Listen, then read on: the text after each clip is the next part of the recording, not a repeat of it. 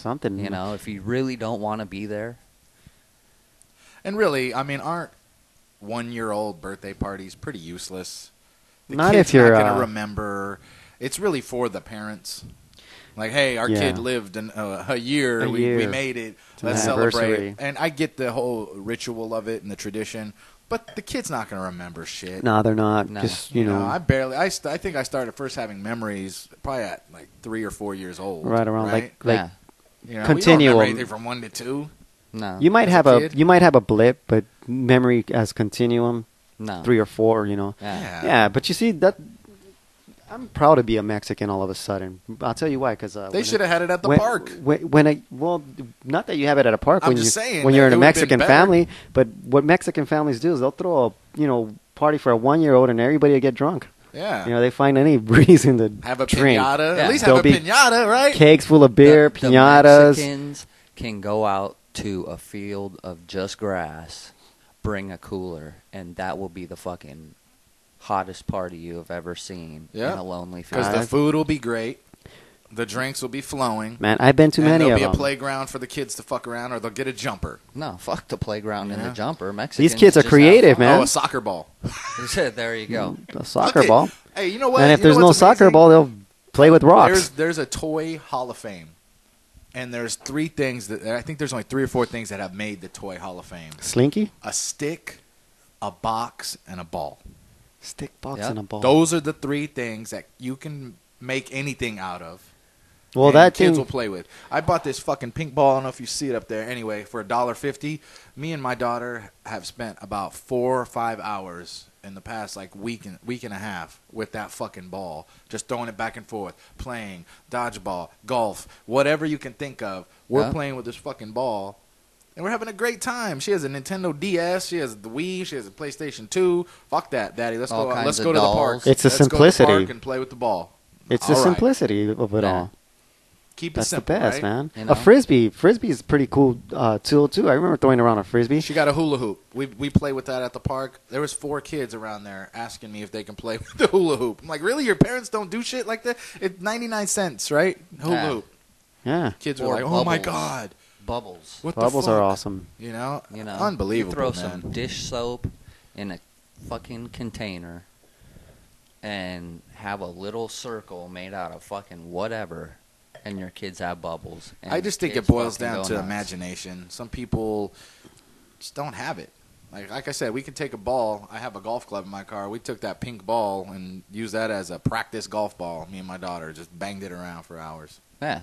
Simple, man. It doesn't have to be elaborate. And it's funny that you mentioned the ball because, it's a ball. we go to basketball on Sundays. And yesterday when I was getting ready to go to basketball with my daughter, she's like, Daddy, I want to take my Winnie the Pooh ball. See? Not her dolls.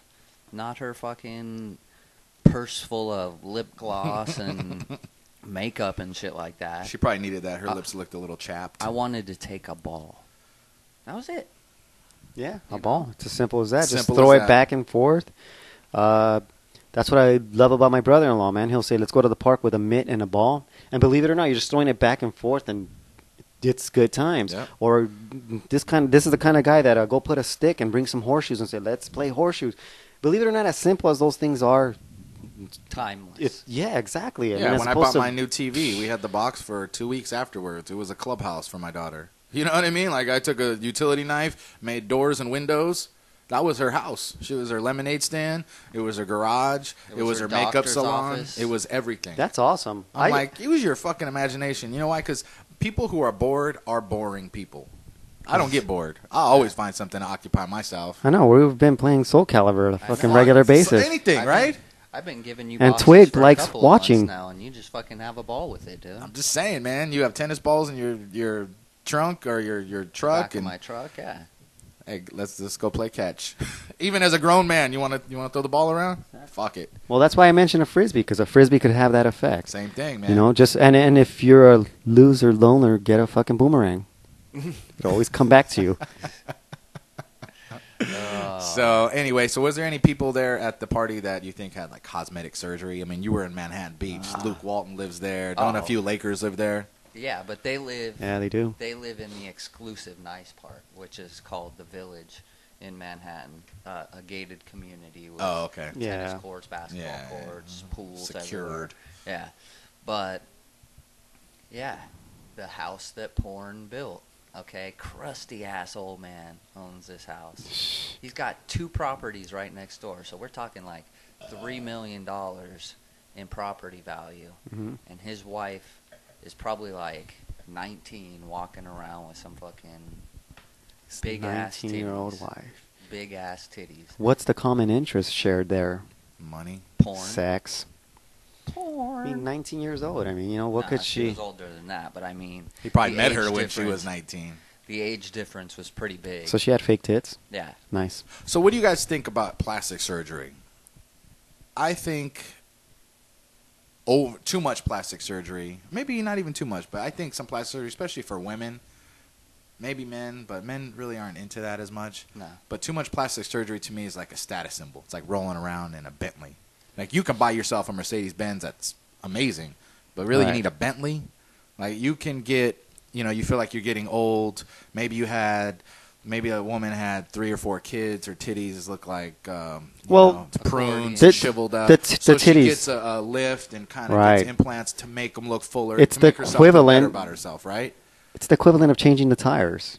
You got to change the tires, right? But you don't have to get gold-plated tires. You know, the way I look at it is, number one, it's insecurity on a woman's part or a man's part. It's insecurity. You're not comfortable with something the way it is. And don't get me wrong, if I had like fucking 6 holes in my nose, I would probably get plastic surgery just because I don't look human. But the thing is it's like you want to change something about yourself. Right. And then I think people do take it to the extent of the status symbol. Well, do you guys know who Heidi Montag is? She's on that show The Hills on MTV. She's a young woman. She's like 24. She has like over 10 cosmetic procedures, and she was already beautiful. So she got the boob implants because she was an A-, right? A-. Okay, fine. She has That's the C-cups not now. a bad grade. Then she got her nose fixed. Now she's doing her lips. Then she gets tucked. Now she has cheek implants. Next thing you know, she's looking like Joan Rivers' doppelganger. Right? Nice. And I'm like, she's a young woman. She doesn't need any of that right now. Yeah. You know, let let yourself fade a little bit. See, She that's not should've status waited. symbol right there. That's insecurity. That's body dysmorphia, right? Right. Where'd I pull that one out of my ass? But that's body dysmorphia. But I think it is a status symbol to a certain extent.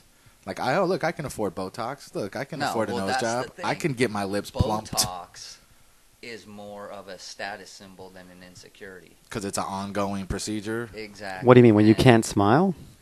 No, The inability to smile. It gives you fuller lips. No, that's collagen. Botox is the one where it really- deadens deadens the muscle. So you don't have like the wrinkle or like the muscle contracting. Yeah. So, like I said, permission not to smile? What the fuck is that, dude? Yeah. That's why I love being a man. The older I get, the more distinguished I get. Right. I mean, Exactly. I don't have to look like Bruce Jenner. That motherfucker looks I mean, honestly. silly. Have you seen him? Yeah. I don't want to see Bruce Jenner. He's the exception to the rule when it comes to the man because he's gotten facelifts and tucks and pulls and nips. Well, that's when you start looking like them women, you know, if you're a man that does that, as opposed to like, you know, you're Al Pacino, you're Robert De Niro, you're, you know, the guys that just age and women still. So, is that it? Do we need a wrap? All right. On that note, this has been the Sperm Donors Show. I'm savvyjinx with the painter and the twig. Say goodbye, fellas. We out. Yeah.